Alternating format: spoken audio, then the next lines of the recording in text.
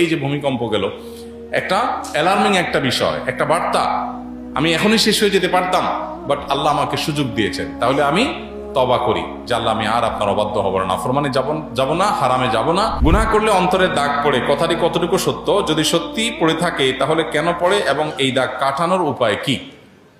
উত্তর হলো, দিনদার পাত্রপাত্রীর সন্ধানে ভিজিট করুন orthicdin.com।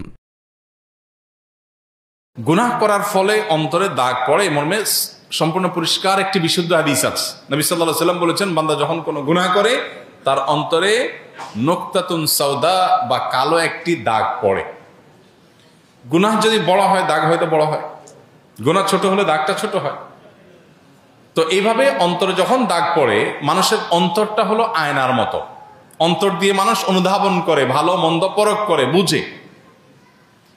তো গুনাহের ফলে একটা দাগ পড়ে, আরেকটা গুনাহ পরে আরেকটা দাগ পড়ে, এইভাবে গুনাহ করতে করতে অন্তরের উপর আস্তে আস্তে দাগ পড়ে, সেটা মলিন হয়ে যায়, অন্ধকার হয়ে যায়।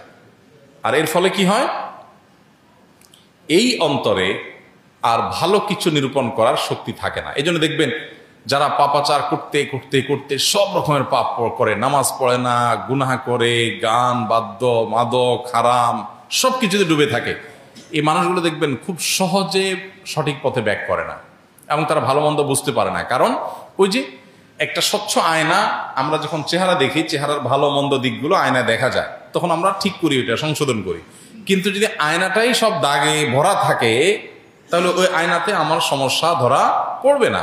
ঠিক একইভাবে গুনাহ করতে করতে মানুষের অন্তর যখন কালো হয়ে যায়, তখন সে অন্তর দিয়ে ভালো আর মন্দ পথ সে বের করতে পারে না। ওইটা ওই ময়লা আয়নার মতো, ভালো মন্দ বোঝা যায় না, ওইটা দিয়া তার অন্তর দিয়ে ভালো মন্দ বোঝা যায় না এবং তার অন্তরে মোহর পড়ে যাওয়ার মতো অবস্থা তৈরি হয়। এখন প্রশ্ন হলো, এই অন্তরের কালো দাগ দূর করবার উপায় কি? উত্তর হলো, এই অন্তরের কালো দাগ দূর করবার উপায় হলো তওবা। এর উপায় কি? তওবা।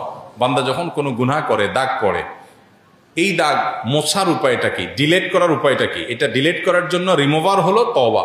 বান্দা যখন খাঁটি অন্তরে লজ্জিত অনুতপ্ত হয়ে নিজেকে ভৎসনা করে আর এই গুনাহ এই পাপ সে আর করবে না এই মর্মে সংকল্প করে, তখন তার অন্তরের দাগটা আল্লাহ মুছে দেন। আত্তাইবু মিনাজ যামবি কামাল্লা যামবালা।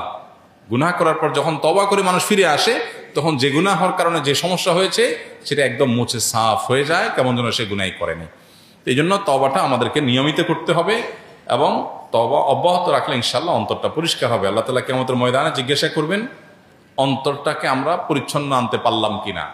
ইয়াউমা লা ইয়ানফাউ মালুন ওয়ালা বানুন ইল্লা মান আতাল্লাহা বিকলবিন সালিম। আল্লাহর কাছে যে একটা ফ্রেশ অন্তর নিয়ে যেতে পারবে, সে কিয়ামতের দিন মুক্তি পাবে, আর না হলে মুক্তি পাবে না। এই জন্য অন্তরকে ফ্রেশ করার